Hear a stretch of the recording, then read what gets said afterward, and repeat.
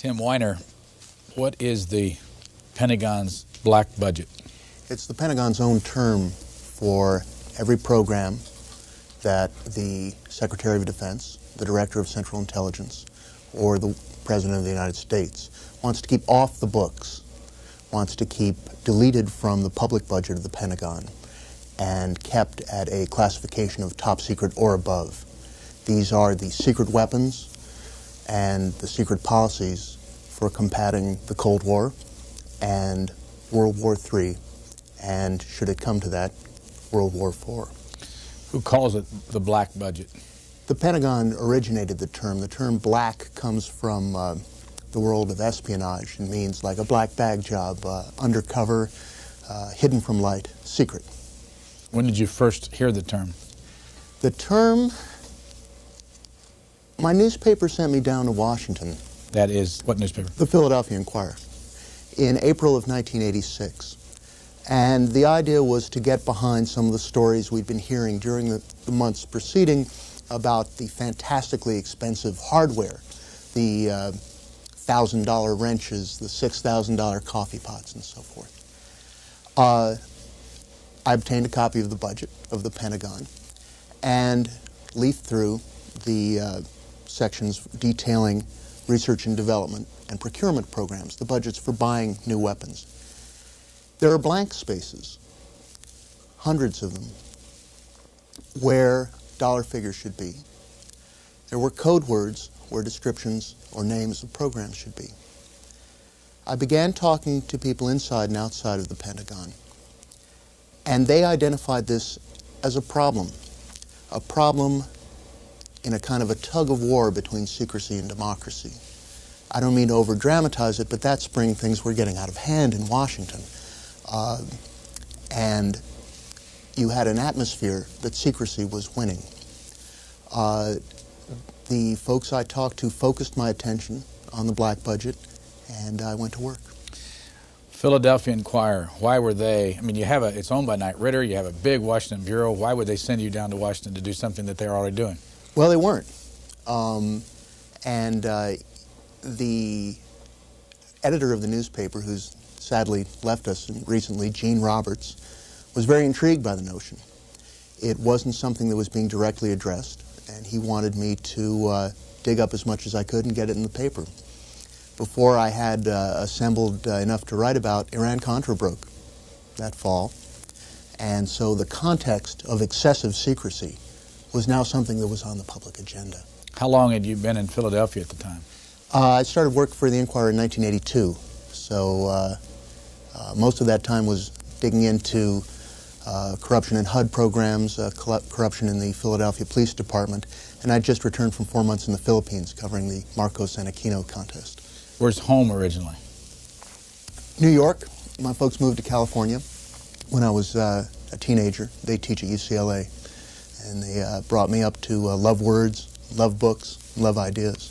What do they teach? My dad's field is psychosomatic medicine, and my mom's is history. Where'd you go to school? Columbia College in New York, and then the Graduate School of Journalism at Columbia. When did you go originally to journalism? Right after your master's degree? Yep. Where? Started out working 3 jobs simultaneously in New York, based in the federal and state courts there, down in Foley Square. And this is where I learned my love of documents. When you interview people as a reporter, sometimes they will lie, sometimes they will equivocate or shade their speech to suit a private agenda, but the document, like the lawyers say, speaks for itself. Were you a good student in college? Pretty good. So you liked the idea research? Of digging in the stacks for the document that contains the seed of fact is integral to good journalism. The idea of coming up with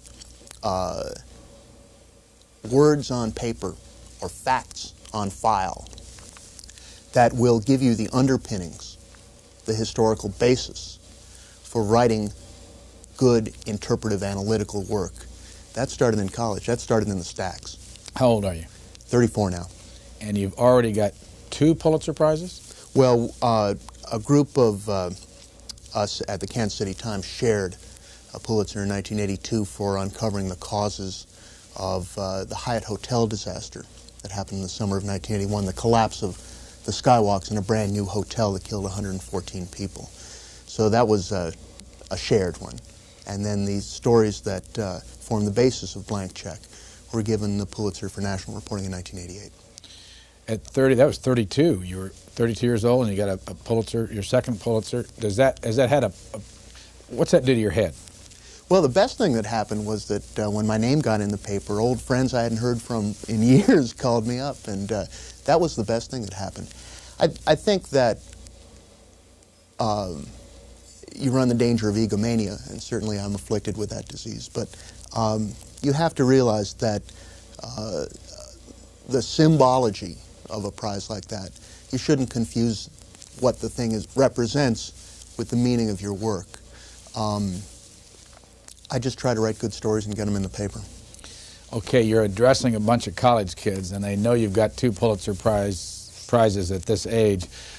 Step outside your own body, if you can, and observe. What is it that you have been able to do that's different that got you these prizes? In college and in the graduate school, I had a few good teachers who put a few basic values into my head and set a fire burning in my belly. The dictums of I.F. Stone and of Lincoln Steffens, that one should try and get at the roots of social and political problems with first-hand research, and by not believing, or at least taking with a large grain of salt, the official version of events, has always driven me, and I think it drives all reporters who keep their eye on the ball. A reporter without certain basic values is a stenographer who simply repeats and amplifies the official words of officialdom, and that is less than the minimum work. At minimum, we should be rooting out hidden facts and presenting them to people so they can make their own minds up about how their government works. You say in your book that $100 million a day is available to the President of the United States, the Secretary of Defense, the Director of CIA, and the agencies over which they preside, without accountability to the American people. That's true. This is a system that began when the Cold War took root in this country. And one of the ironies of the Cold War, as we look back, is that our open, rambunctious, contentious democracy took on a few of the attributes of the sullen and secretive and closed society with which we were at war. In the atmosphere of emergency in 1949, 1950, the nation decided that it would be best to establish permanent secret agencies in this country, foremost of which was the CIA, and that the money to run the CIA should be appropriated secretly and should not be questioned. In effect, that the director of the CIA would get a lump sum of money approved by 1 or 2 or 3 or 4 members of Congress, and that he did not have to account for how that money was spent. What this meant in practice was that the agency could hire armies, it could buy banks, without accounting to anyone in its prosecution of the secret war against the Soviet Union. What happened in the 1980s was that the Pentagon began to bury its largest and most expensive weapons technologies under the cover originally designed for the intelligence community. 2 examples that have sort of nosed their way into the light now, developed under the black budget, are the stealth bomber, the nuclear B-2 bomber, and a satellite system called Milstar, whose aggregate costs, if completed, will approach $100 billion. There was an obsession with secrecy that caused the black budget to explode in the early 1980s, And it doubled and doubled again, to the point where we were, by the close of the Reagan administration, spending $36 billion a year, or roughly $100 million a day, outside the normal channels of accountability. Let me ask you, did Senator Sam Nunn and Congressman Les Aspin, respective chairmen on each side of the Congress over here, know about this black budget? Absolutely. But they couldn't talk about it. Debate, open debate, was curtailed on these secret weapons systems. And in fact, my first week of reporting down in Washington, Les Aspin put out the first public statement on the growth of the black budget back in April of 1986. And he said that secret weapons spending, as the Pentagon budget doubled from 1981 to 1985, had gone up eightfold, and that it was, to use his term, his words, grossly excessive, and that this was information that ought to be available in a democracy. Sure, Aspin knew what the stealth bomber was going to cost, but he couldn't tell his colleagues, nor could the question be debated on the floor. How many people in Congress know about the black budget and know the specifics of the black budget? To have an effective overview, enough to make intelligent, rational decisions, at minimum 8 are given access to every jot and tittle that they need. You mean if you're a junior member of the Senate Armed Services Committee, Senator Nunn? You can get at most of it. You can get at most of it, or you could go to Nunn and ask for a briefing. Do they have to testify on Capitol Hill that they want this money to build the B-2? Well, now they do, because but did they, in the beginnings of the stealth bomber program, there were 4 members of Congress who knew what the plane was supposed to cost and who knew technical details about it. Now, of course, the stealth is into the light, and we can see that what we've got is a bomber designed for nuclear war against the Soviet Union that is so expensive that you could have built each 70-ton plane out of solid gold and still had enough money left over to mount it on a bed of platinum. Had open debate been permitted before the stealth bomber started rolling off the production line, I think it would have been beneficial for this country. Okay, let's go to the, by the way, do you live in Washington now? Yes, indeed. Did you get caught by the Potomac fever? I don't see myself as part of the Washington community. I see myself as a reporter from out of town who is standing aside and observing the workings of government. I can think of some of my colleagues who work for Washington institutions like the Post, who I believe see themselves as kind of the fourth estate, as part of the workings of government. I disagree with that approach. So what happens when you walk in the Pentagon? Do they, when they see you coming down the hallway? Nothing. How do they treat you? Do they know who you are? No, they don't. And no one's ever said, you know, look out, boy, get back. I tend to work from the documents that the Pentagon puts out, to use the public record to get at something deeper. The public record? To use what's public or what's been declassified. Taking apart the Pentagon's budget to determine what's black, what's secret, is kind of a reverse engineering. For example, if you want to know the level of secret spending in the research and development budget, you've got a bottom line. Let's say it's $50 billion. You add up the several thousand unclassified line items, and you'll see that there's a $10 billion gap there. So you know that $10 billion is being funneled out into secret spending. From there, you get to a deeper level by interviewing people who have or have had access to this information, and doing a great deal of reading as to the nuclear strategy and technological goals that the Pentagon is pursuing. I wanted to ask you about a line that popped out of the pages of your book. I could be charged with a felony for telling you. I thought this was a free country where you can talk about anything and the First Amendment protects you. There are code word classification levels in the programs discussed in that passage, which are for strategic nuclear warfare. Olympic, Bellwether, Meridian, Bernie. In the reign of Director Casey at the CIA, he threatened more than a few reporters with felony prosecutions under the espionage statutes for revealing code word programs. I seriously doubt that such a prosecution could be successfully mounted because of the First Amendment protections, but there remain statutes on the book that the government interprets as protecting code word classified information. And they are effective statutes. They're on the books. They're there. Does it scare you enough not to publish it? No, sir. No, sir. I think the First Amendment is stronger. In the back under acknowledgments, and you talk about coming to Washington and not being a part of it here, but you do thank some people. Yes.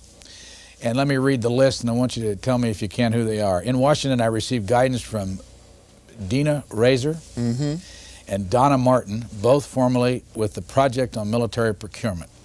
That is the organization that first dug up the raw information on the extraordinary items that the Pentagon was producing, such as the coffee pots, the wrenches, the hammers, and they do and have in the past done tremendous cost analysis of how the Pentagon produces its weapons. And they have a network of people inside the Pentagon who help them gather information. Where do they come from? They are a privately funded and apolitical group, and they range from cheap hawks, that is, people on the right of the spectrum who want the defense dollar spent efficiently, to doves who want the defense dollar spent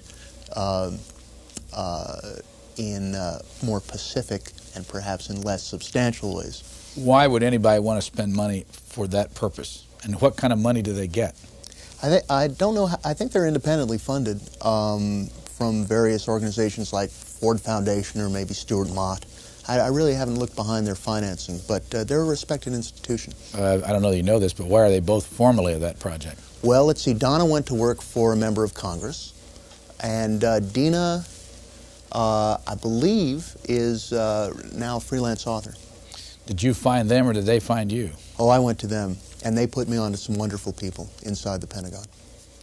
Ernest Fitzgerald, Ernest Fitzgerald, you think. Who is he? Ernie Fitzgerald, one of the Pentagon's most famous and staunchest in-house critics. This is the man who, in the early 1970s, was fired upon the order of President Nixon because from his post as a cost analyst inside the Pentagon, he identified the first billion-dollar cost overrun in Pentagon history on the C-5 cargo plane. Where is he now? He is still inside the Pentagon. He was reinstated by order of the federal courts. Do they watch the kind of people that he talks to?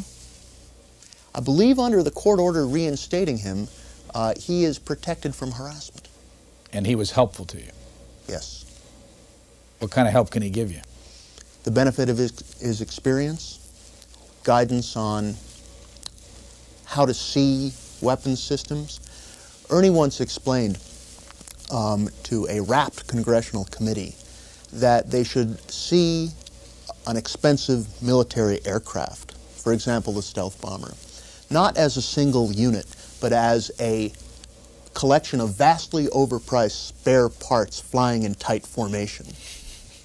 And it is images like that that allow outsiders to gain a greater understanding of how the Pentagon works. There's another gentleman here by the name of Thomas Amley. Tom Amley has been with the Department of Defense for nearly 40 years. He is a highly talented weapons designer. He designed the Sidewinder, a lethally effective air-to-air missile. And he is also a skeptic on the subject of black programs. My first week in Washington, through the good offices of Dina Razor, I was introduced to Tom Amley. We sat down in the Pentagon cafeteria. I asked him about the problem of black programs, and he said, I'm paraphrasing, but he said, look, there are 3 reasons for having black programs. This is a man with some access to this information. 1, you're doing something that should genuinely be secret. There's about 5 of them, and stealth ain't one of them. 2, you're doing something so stupid that you don't want anybody to know about it. And 3, you want to rip open the money bag, get out a big shovel, because there's no accountability for this money. And I remember his words vividly. Is he angry?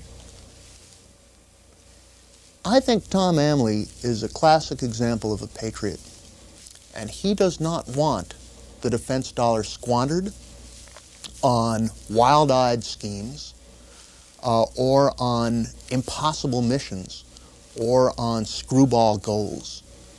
He is a man who has spent his adult life dedicated to the defense of this country, and what he stands against are boondoggles, particularly boondoggles protected under a national security shield. He's a government employee. He is. He works for the Air Force. Would he be allowed under the rules of the Pentagon to come here and do a television program with us? Sure thing. If you asked him about what's black, he might have to bite his tongue, but he'd be more than happy. On this list, you have John Pike of the Federation of American Scientists. Why could they be of help to you? Pike is an expert in the overhead reconnaissance systems, the spy satellites, run by an agency called the National Reconnaissance Office, which officially does not exist. The United States government has never acknowledged its existence, and it is forbidden to mention the name of this agency on the floor of the Congress. How do you know about it? Well, through people like John Pike and their good offices. In fact, what cannot be mentioned on the floor of the Congress can be written about, and in fact, a journalist and professor named William Burroughs several years ago wrote a very sober and sympathetic book about the NRO called Deep Black. Why can you write about it, but members of Congress can't speak about it? Because I thought they had the right to say anything they want to on the floor. They shall not be held accountable, right, for what they say on the floor or brought to law. Because the United States government has never acknowledged the existence of the National Reconnaissance Office, a member who mentions its name on the floor of the House can be subject to censure. In fact, when Congressman George E. Brown, Jr. of California, dared to question some of the NRO's spending, he came within a hair's breadth of official censure. He resigned from the House Intelligence Committee. This is simply not done. How much money do they spend? Roughly $7 to $8 billion a year. And this stuff needs to be debated. Let me give you an example why. A few weeks back, you remember the Hubble Space Telescope, a $1.5 billion NASA program, experienced some technical difficulties in space. Well, that's a subject of important debate, and we need to make sure that such mistakes aren't repeated. All right. Around the same time, a $1.3 billion National Reconnaissance Office satellite tumbled out of orbit, burned up over Soviet airspace, and disintegrated. You'll hear no debate about it. You won't see any public investigation of that expensive mistake because of the secrecy surrounding the National Reconnaissance Office. How much press has there been about it? Damn little. Little shirt tails. How come? Because public information on the expenditures of public funds, or what were public funds and have been hidden under the black umbrella, is curtailed. What's that term you just used, shirt tails? Oh, a shirt tail is a little additional story of 3 paragraphs or so at the end of a larger newspaper story. It's sort of an oh, by the way. In the story or separate headline? Little separate sub-headline. All right, on the list here you have Gordon Adams and Stephen Alexis Kane of the Defense Budget Project. What do they do for you? Right around the corner. These are folks who've devoted their careers to doing cost analysis of Pentagon programs. They're nonpartisan. They are working for more efficient spending of the defense dollar. And they were expert in Pentagon budgeting processes, and they provided me, again, with the benefit of their experience. Where do they get their money? I believe, that, again, they're funded by nonpartisan foundations. What makes them so expert? Experience. Where do they get the experience? From years of taking apart Pentagon budgets and analyzing them. Have any of them ever worked inside the Pentagon, or do you need to in order to understand this stuff? I think it helps, and they certainly are in contact with a number of people inside the Pentagon who give them guidance in turn. I think what you need is a clear eye, a pocket calculator, and a sense of history, for starters. Got some others I want to ask you about. Sure. But you paint a picture of a Pentagon full of people that are on the phone every day to these different groups, giving them insider information. No? It doesn't work that way. Again, these folks work, as I worked, with the public documents of the Pentagon. It's not a matter of sort of leaking information that should be classified. You simply analyze what's public and proceed to ask questions from there. And folks who will give you answers do so not out of a desire to, spread secrets or do damage, certainly, to this country, certainly not, but out of a genuine concern that large sums of money are going down a rat hole. And in this instance, what I try to focus on in the early chapters of the book are the secret research and development and procurement of nuclear war technologies, of the equipment with which to fight, and the Pentagon presumes, win a nuclear war. Again, your premise is that $36 billion a year in the last 3 years of the Reagan administration, the first year or two of the Bush administration, is being hidden from the American people and spent on weapons in the Defense Department. Oh, and on the intelligence budget. What's the CIA budget every year?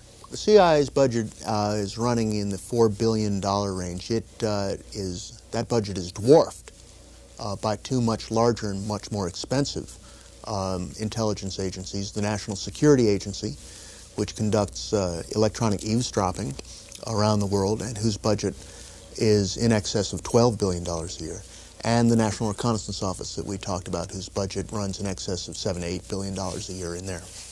All in all, the budget for intelligence is in excess of $25 billion a year.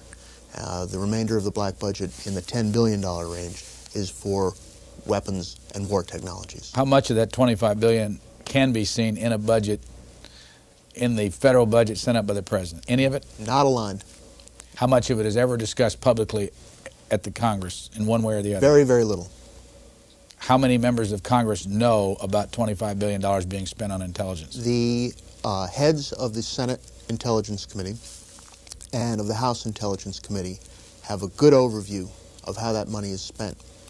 The junior members generally are in on, when they have time for it, because these are busy people, whatever testimony the folks from the various agencies deliver in closed session.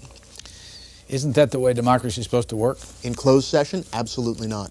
Public officials elected by the public, sent here to do the public's business, know this information, deal with it in committee, but it's because of our concerns about international governments knowing this kind of stuff that they withhold it from the public? Again, I do not argue in this book, and no one in his right mind would argue, that the Constitution demands the disclosure of intelligence sources or methods. Nor do I argue that the Pentagon should be compelled to disclose technologies it's working on or state-of-the-art designs. But the money is supposed to, under the scheme devised by the framers of the Constitution, be reported to the public. With the intelligence budget, in the past, 3 different sort of commissions or investigative bodies have looked at this question. The Rockefeller Commission, set up by President Ford in the wake of CIA abuses being disclosed, the Senate Intelligence Committee, and the Church Committee that looked into various abuses of secret spending in the 70s, all concluded that the disclosure of a lump sum, an aggregate sum for the national intelligence budget, would A, not harm national security, and B, is the kind of information that ought to be available in an open democracy. When it comes to weapons systems, the line items for individual weapons systems, that is surely information that ought to be available to us. And Les Aspin, who's hardly a wild-eyed leftist, is on record as agreeing with that. You say he's hardly a wild-eyed leftist. He's a Democrat from Wisconsin.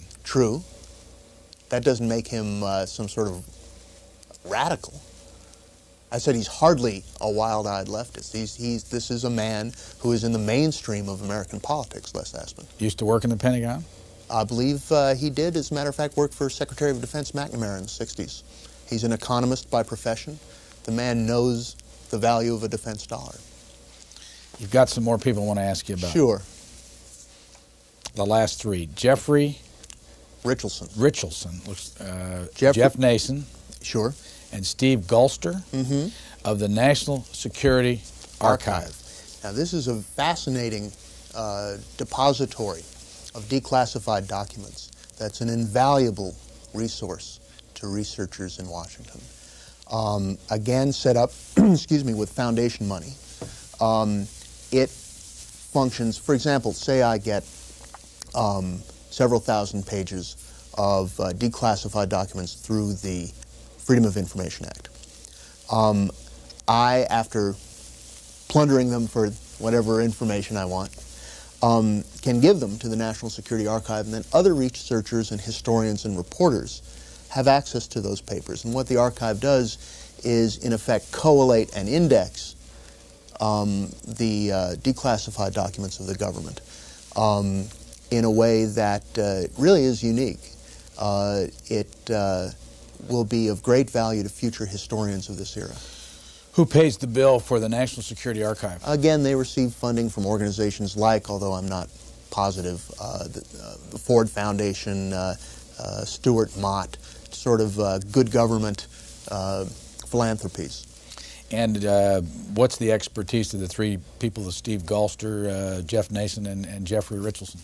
Archivists, indexers, researchers. Richardson has been a professor of government at American University and has written half a dozen excellent books on the structure and history of American intelligence agencies.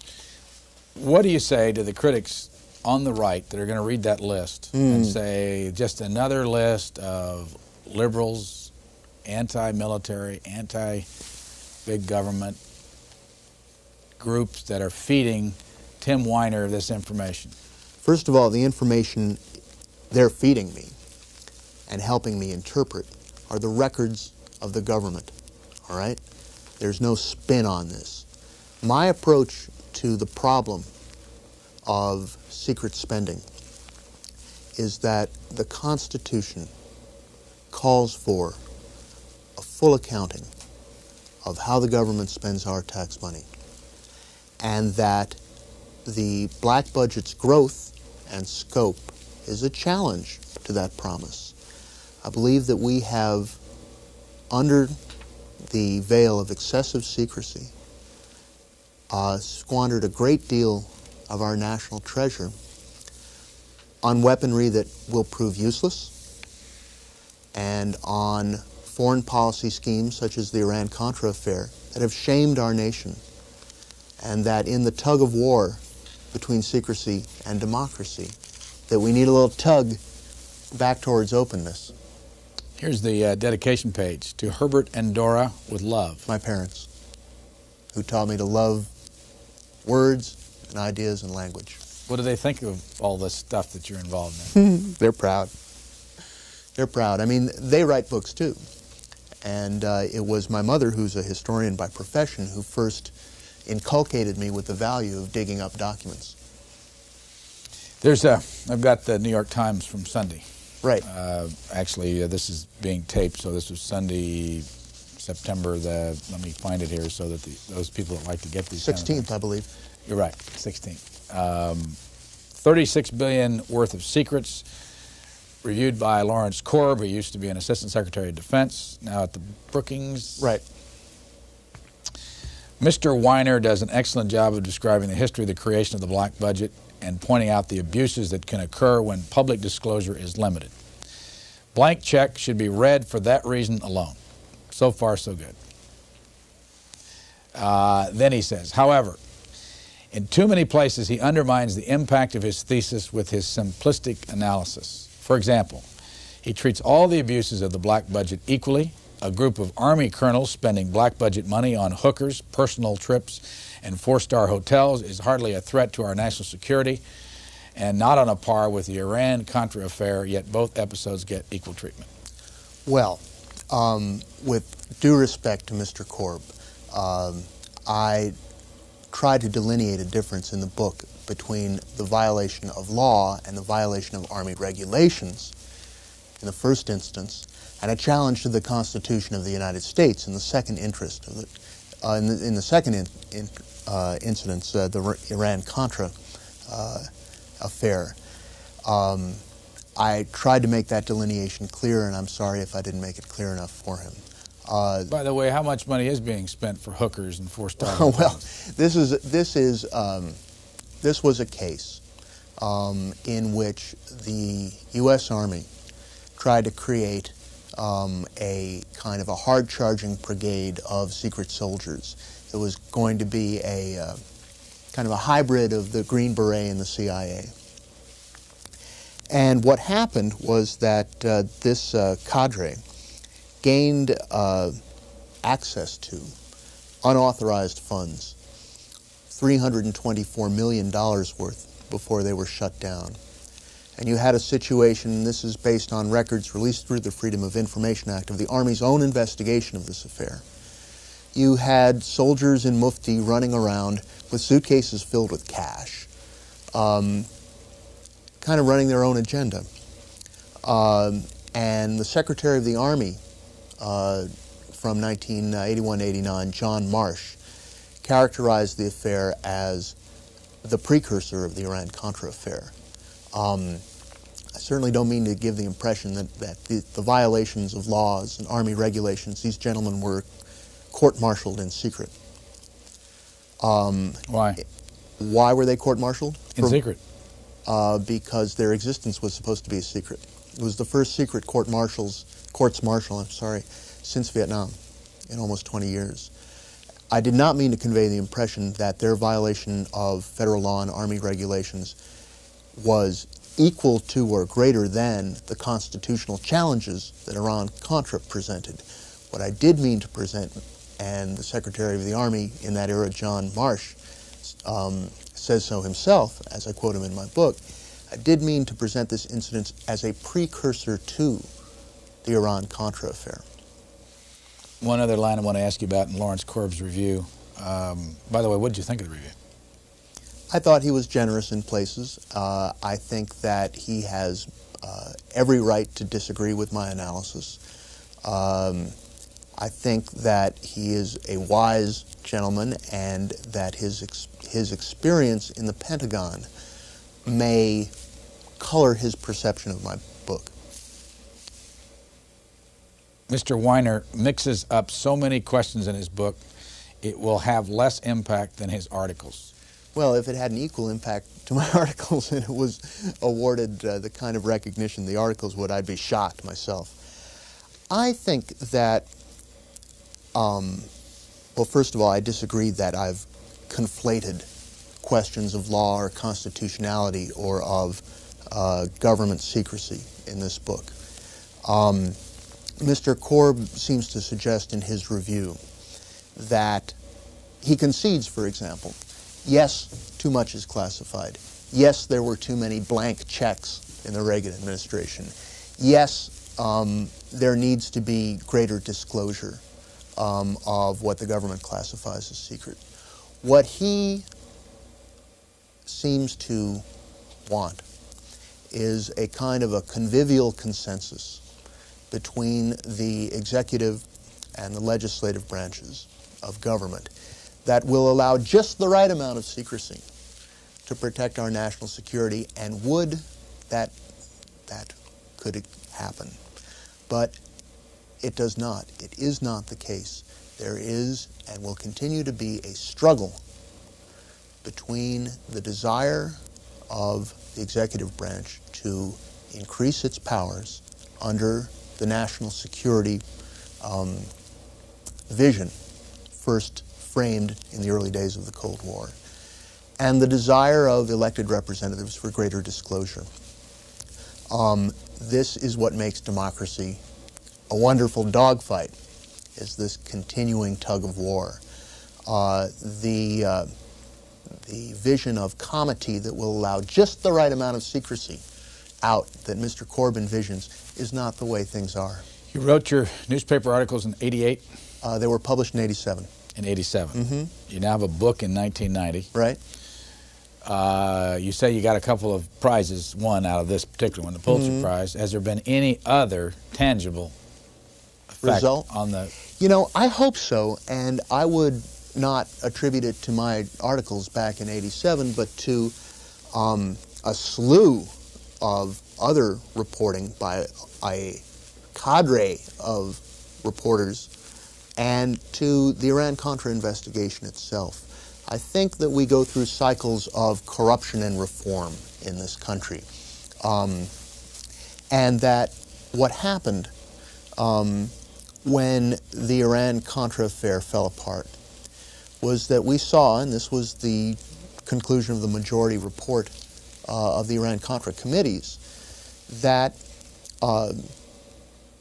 I believe their phrase was a cabal of zealots had stolen a great deal of political power in this country, and they attributed their theft of that constitutional power to excessive secrecy. I think that that was an accurate analysis, and I think that now, as we begin by consensus to push some of these weapons programs into the light, to examine them for what they are, that an intelligent result will occur. But you cannot argue about stuff that's classified at the level that the stealth bomber was. You cannot debate it, and so decisions get made without sufficient information. Programs tend to perpetuate themselves without informed debate. How much of all of what you're talking about in the black budget should be kept secret no matter what? Intelligence sources and methods. You don't want, for example, to know that a head of state is on the CIA's payroll. Are there many? Well, in the 70s, Jordan's King Hussein was on the CIA's payroll. That's been publicly acknowledged by the United States government. You don't want to disclose the ways in which intelligence is gathered, because that will cut off the flow of the intelligence. What you need to do, given the economic trouble we find ourselves in this country, is to make intelligent choices of how we spend our money. And we cannot write a blank check to the Pentagon or to the intelligence agencies. There has to be some level of informed debate about the level of spending secret weapons and secret programs soak up in this country. Let me give you an example. I'm able to write about, and we're able to discuss, the stealth bomber because it's been partly declassified after 10 years of secret research and development. Now, we have at this hour, as we speak on the 18th of September, a serious need for defense strength in the Persian Gulf. The stealth bomber, designed for nuclear war against the Soviet Union, is so expensive that one of them would support an entire division of troops in the Saudi desert for a year. You've got to have... Which costs how much? $900 million.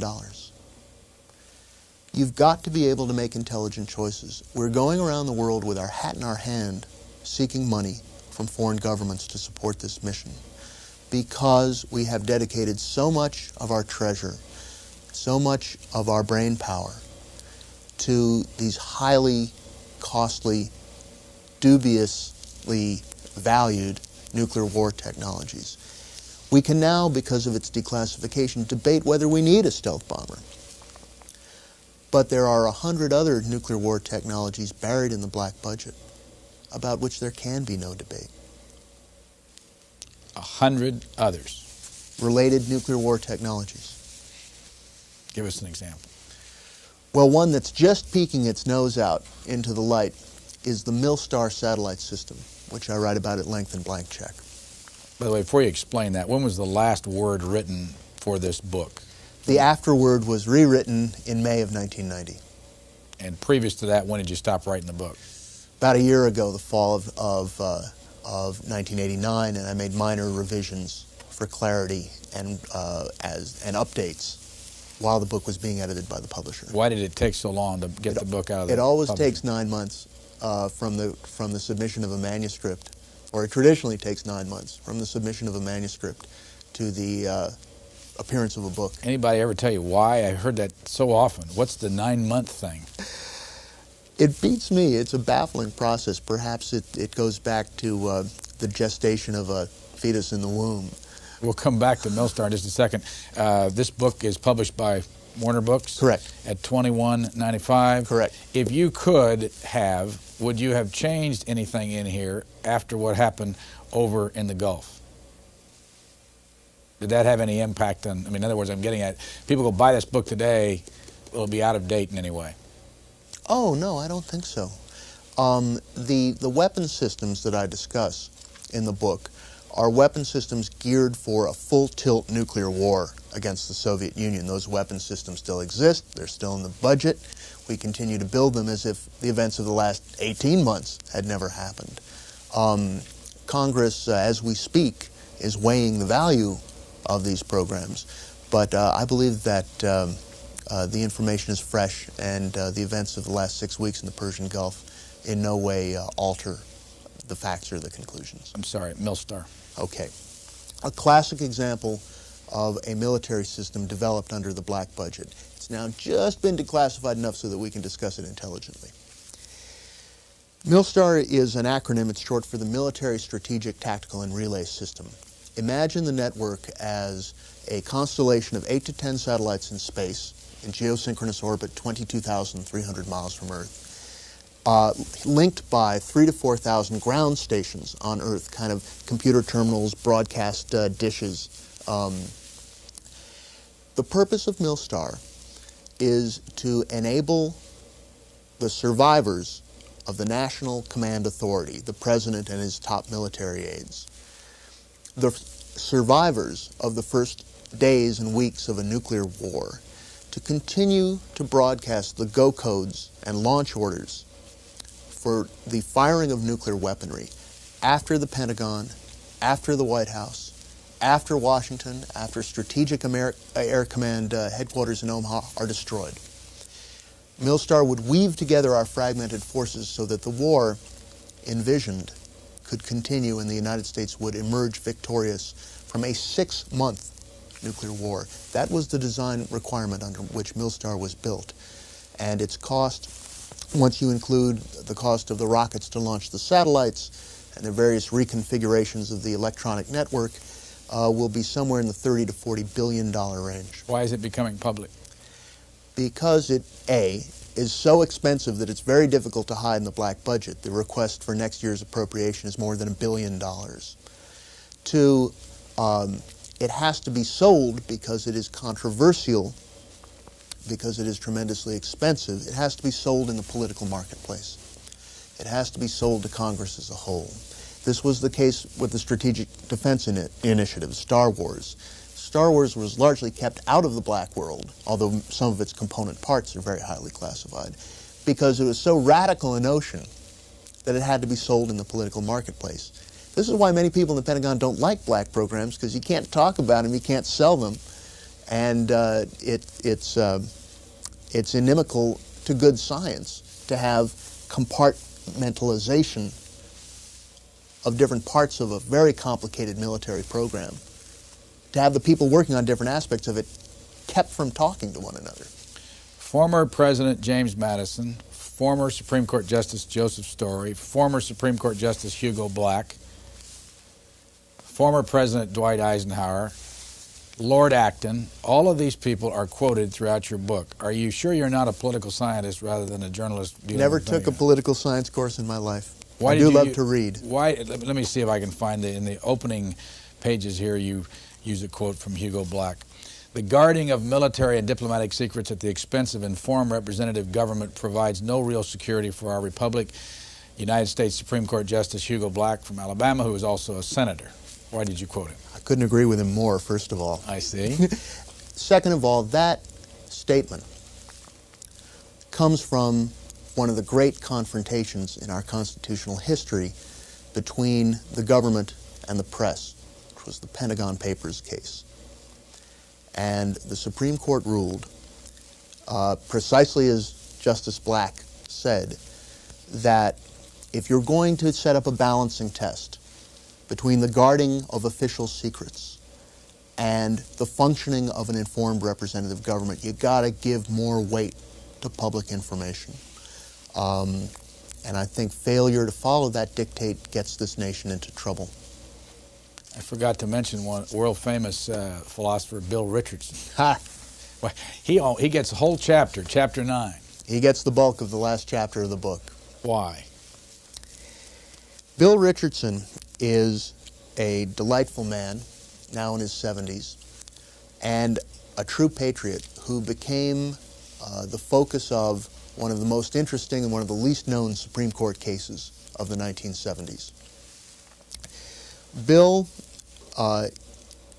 served this country in World War II and in the Korean War. He served in various military intelligence and communications capacities. The man loves this country. He knows the value of secret intelligence.